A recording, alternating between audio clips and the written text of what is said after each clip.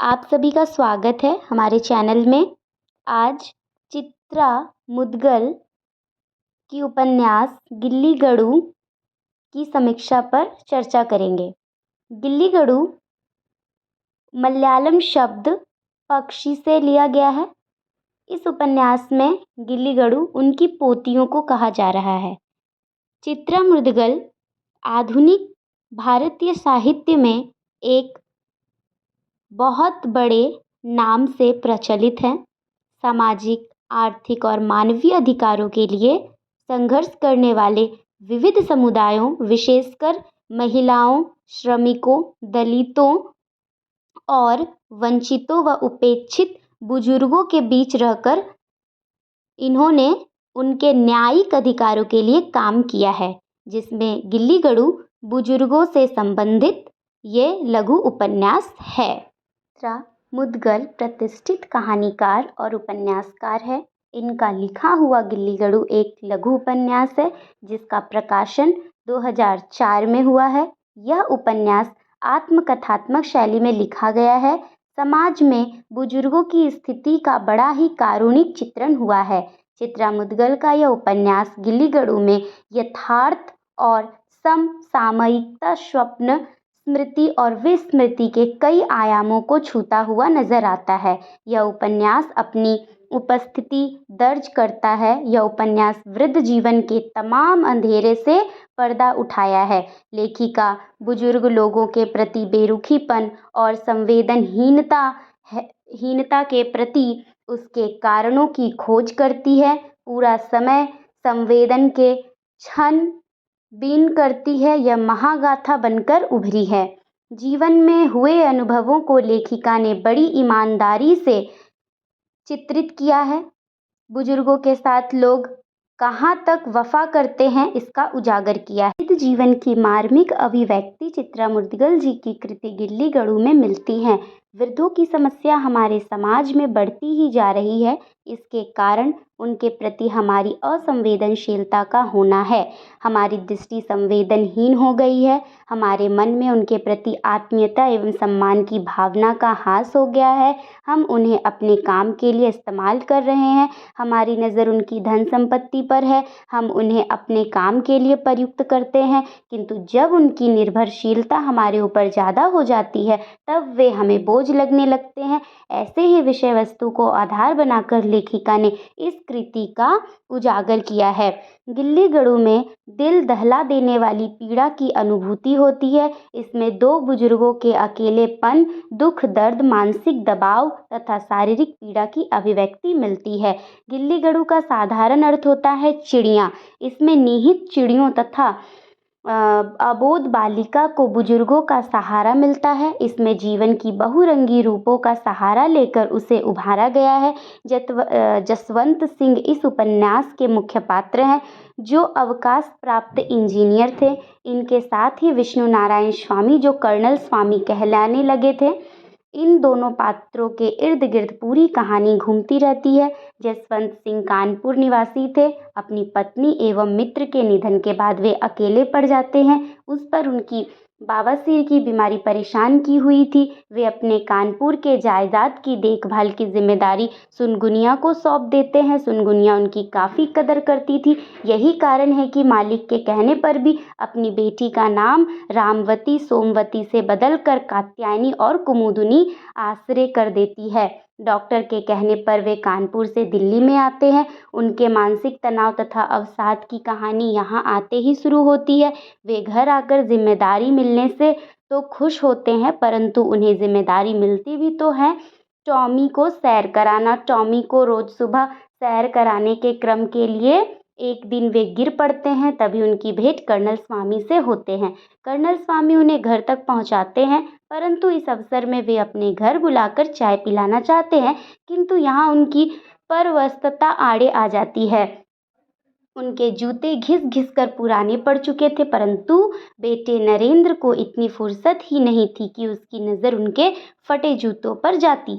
यदि नज़र आती तो जूते पर खर्च किए गए पैसे को वह फिजूल खर्च करार कर देता।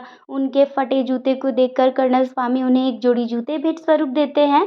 यहाँ जसवंत सिंह अत्यंत अंतर्मुखी व्यक्तित्व के थे, वहीं कर्नल स्वामी उनके विपरीत बहिर्मुखी व्यक्तित्व के धनी थे। वे अपनी विचारधारा से उन्मुक्त तथा खुले विचारों वाले थे। वे अपने पुत्र बहू तथा पोते पोतियों के सम्मान पूर्वक रहा करते थे।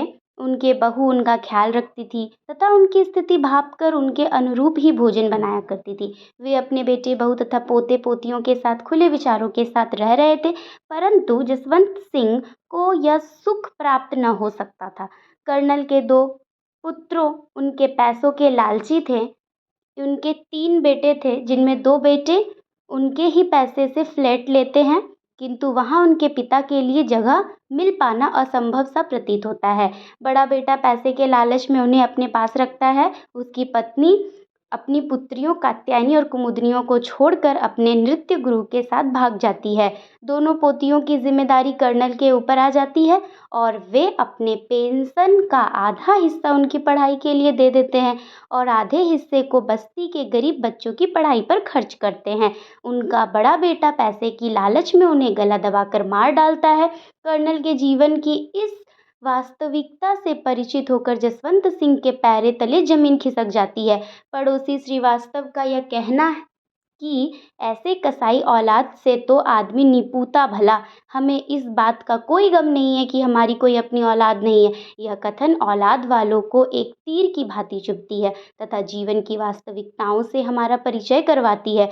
जसवंत सिंह की स्थिति अत्यंत दारुण एवं मार्मिक बन जाती है जब वे यह सोचते या कहते हैं कि इस घर में एक नहीं 2 कुत्ते हैं, एक टॉमी, दूसरा अवकाश प्राप्त civil engineer Jaswant Singh. Tommy की स्थिति निसंदेह उनकी बनिस्बत मजबूत है। उसकी इच्छा अनिच्छा की परवाह में बिछा रहता है। पूरा घर उनके लिए किसी को बिछे रहना ज़रूरी नहीं लगता। यह बात कहानी को उसके मर्म तक पहुंचा देती है और हमें सोचने के लिए मजबूर भी करती है कि हम अपने बुजुर्गों को आदमी नहीं जानवर से भी बदतर जीवन जीने के लिए बाध्य कर रहे हैं। हमारे समाज में बुजुर्ग की 3 श्रेणियां हैं। एक वे हैं जिनका कोई परिवार नहीं है, इसीलिए अकेले रहने को अभिशप्त हैं। दूसरा वर्ग जो है, जो भरा पूरा परिवार होते हुए भी अकेले रहने को बाध्य है। और तीसरा वे हैं जो परिवार में रहकर भी अकेले हैं। इस उपन्यास में 3 तरह के पात्र मौजूद हैं: जसवंत सिंह, कर्नल स्वामी, मिस्टर श्रीवास्तव। ये 3 वर्गों में मर्म स्पर्श चित्रण उपन्यास में मिलता है। यह गिल्लीगढ़ उपन्यास वृद्ध जीवन के तमाम अंधेरे कोनों को अनावृत करता चलता है।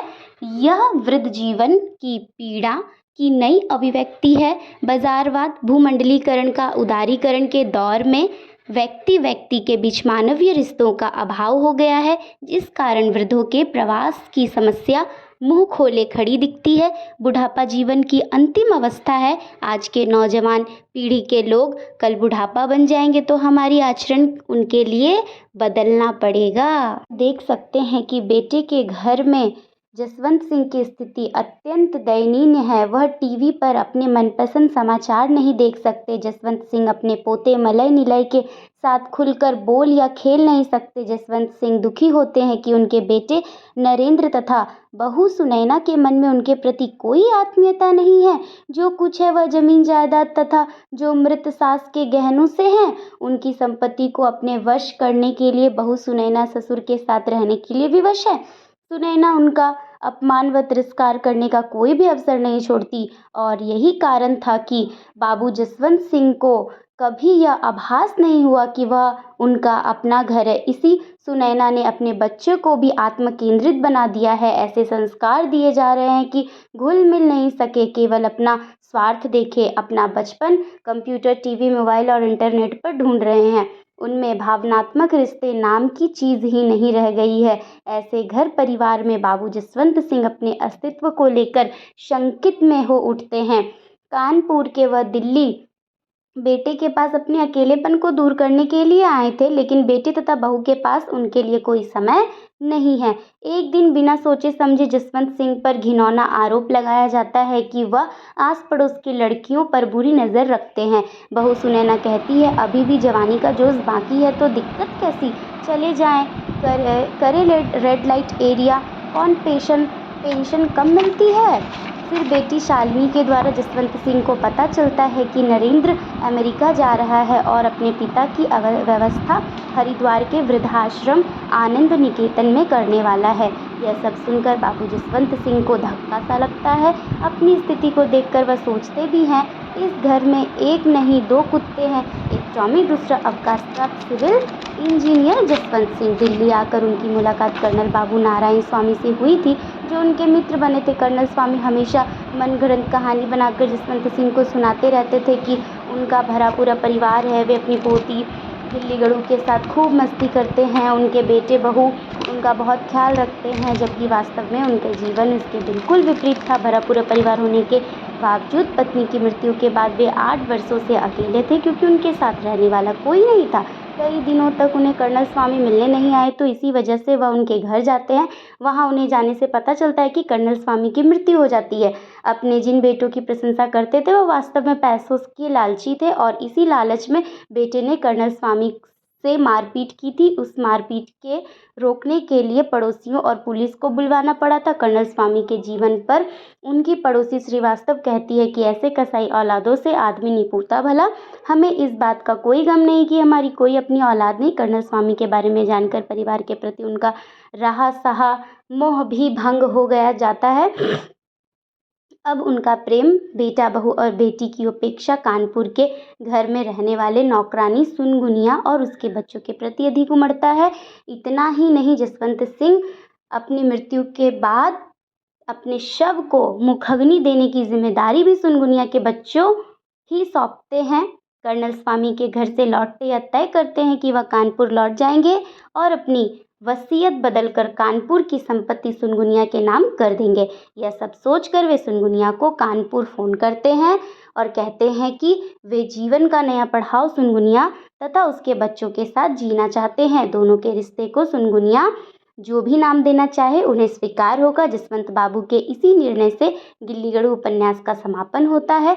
वृद्धों की समस्या का चित्रण लेखिका ने इस स्थिति को समाज के सामने लाकर इस पर सोचने को मजबूर किया है। जसवंत सिंह के निर्णय से यह भी सूचित होता है कि वृद्ध अगर आर्थिक दृष्टि से आत्मनिर्भर है तो बच्चों के दया पर जीने की आवश्यकता नहीं है, बल्कि अपना जीवन खुद की मर्जी के अनुसार जी सकता है।